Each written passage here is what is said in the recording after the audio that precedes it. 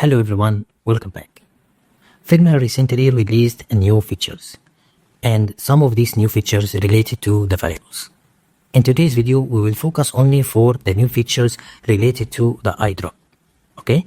Before I show you what are these features, please subscribe to the channel, and also we have a Telegram channel community. This only for designers. Every day we discuss the new things related to UI and UX and a lot of information related to the variables and design tokens. Okay, good.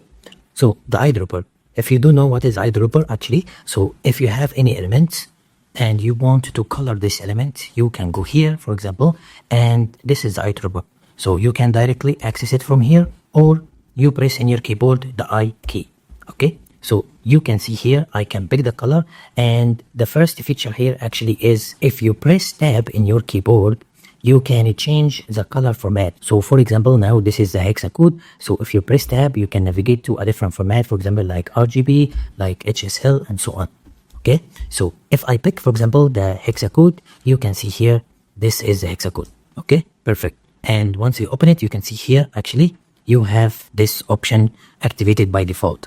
But if you want to, for example, see the value for RGB, for example, so you hit tab in your keyboard, and once you click here, you still can see the hexacode here, but once you open here, you can see the RGB is selected by default. Okay, so this is the first feature. The second feature is, what if this color actually coming from a style? So here I have some styles. Okay, so if I go here, for example, I wanted to color this shape by the style. So for example, I go here and I pick this style. So this means if I'm selecting any different element and I want to color it, once I come here, you can see the color code, and also you can see the style. So once you hit shift in your keyboard, you can see I'm holding the shift right now. Once I leave the shift, I back again to the code. So if I just press right now, I can see the code, but if I go back again and I hit shift in my keyboard and I press, so you can see this shape has been colored by the style. Okay, good. The second feature here actually, what if I have a variable color?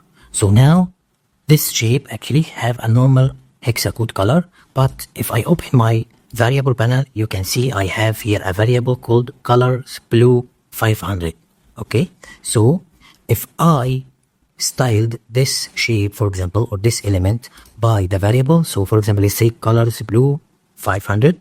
So now if I go here and I will try to color this shape, once I go here, for example, you can see the hexacode, and if you hit shift, you can pick this specific variable. So I'm pressing shift. Once you click here, you can see this shape has been colored by the variable. Okay, good.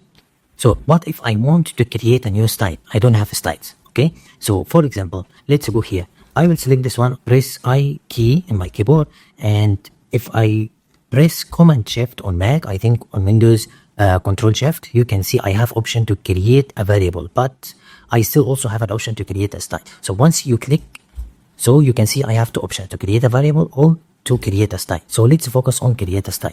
So for example, let's say I will call this one pink 500. Okay, once I hit create a style, you can see the shape has been colored, and you can see I have a style here called pink 500, and once here you can see the new style has been created. Same also for the variable. So maybe in this case I will select this one, and here I will press Command Shift and I will click, then I will create variable. And here also you have an option to select primitives or alias. So for example, let's select primitives. Okay, and I will call this one, for example, let's call it colors slash green slash 500, and the slash here actually to give you a folders like this. Okay, so let's hit create variable, and here you can see the variable has been assigned to my element, and here also you can see we have colors green 500. That's good. You still have also one more option, really good. So let's say I want to assign this one to a different new variable. It's already assigned to a variable, but I want to assign to a new variable. So for example, this variable will be under alias, but the variable I will create it here, I need it to be attached or link it to this one. So I will use this one as a reference. So let's go here, and for example, we open the eyedropper. I will hit Command Shift, and here I will say under alias, I will, for example, say primary, or maybe colors or color primary 500. And here I still have an option to pick a different variable as a reference. So for example, colors green 500. Once I hit create variable, you can see the new one has been assigned, color primary 500. And also here you can see under alias, the new variable has been created, color primary 500, and the value actually is colors green 500. And this is really good. This is actually saving a lot of time for you. Okay, good.